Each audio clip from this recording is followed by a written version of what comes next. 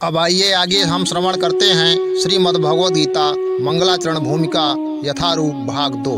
प्रत्येक जीव ब्रह्म है, लेकिन परम पुरुषोत्तम भगवान परम ब्रह्म है। परम धाम का अर्थ है कि वे सबों के परम आश्रय या धाम है। पवित्रम का अर्थ है कि वे शुद्ध है, भौतिक कलमश से युक्त है। पुरुषम का अर्थ है कि वे परम भोक्ता हैं।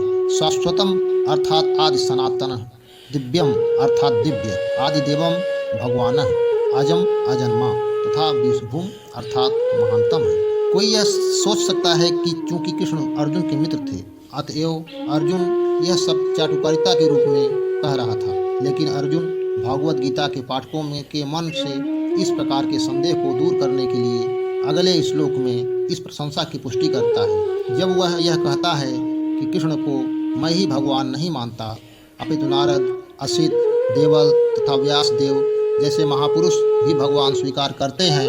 ये सब महापुरुष हैं जो समस्त आचार्यों द्वारा स्वीकृत वैदिक ज्ञान का वितरण प्रचार करते हैं। अतएव अर्जुन श्री कृष्ण से कहता है कि वे जो कुछ भी कहते हैं उसे वह पूर्ण सत्य मानता है। सर्वमेतदृतं मन्ये, आप जो कुछ कहते हैं उसे मैं सत्य मानता हूँ। अर्जुन यह भी कहता है कि भगवान के व्यक्तित्व को समझ पाना बहुत कठिन है, यहाँ तक कि बड़े बड़े देवता भी उन्हें नहीं समझ पाते। अतएव मानव मात्र भक्त बने बिना भगवान श्री कृष्ण को कैसे समझ सकता है।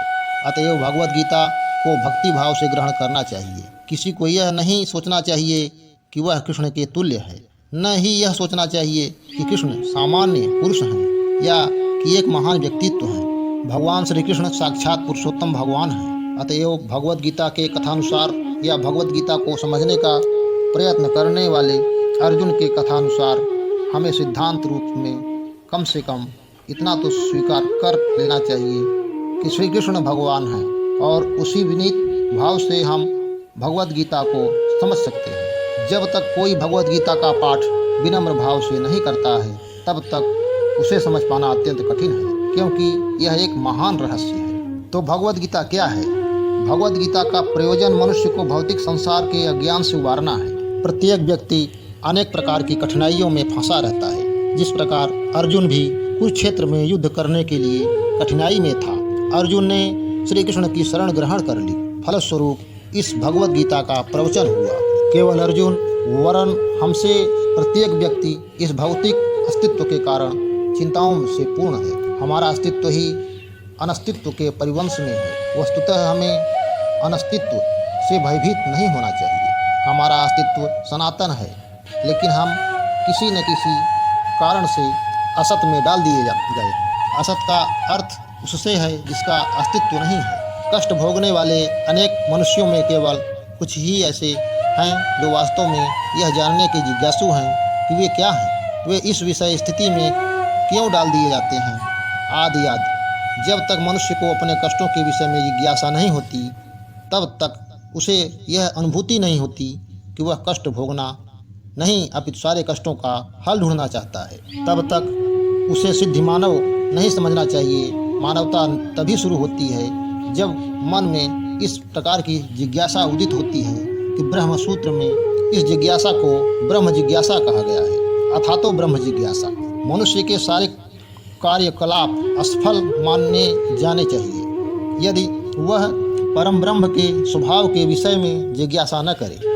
अतएव जो लोग यह प्रश्न करना प्रारंभ कर देते हैं कि वे क्यों कष्ट उठा रहे हैं या वो कहाँ से आए हैं और मृत्यु के बाद कहाँ जाएंगे, वे ही भगवद गीता को समझने के सुपात्र विद्यार्थी हैं। निष्ठावान विद्यार्थी में भगवान के प्रति आदर भाव भी होना चाहिए। अर्जुन ऐसा ही विद्यार्थी था।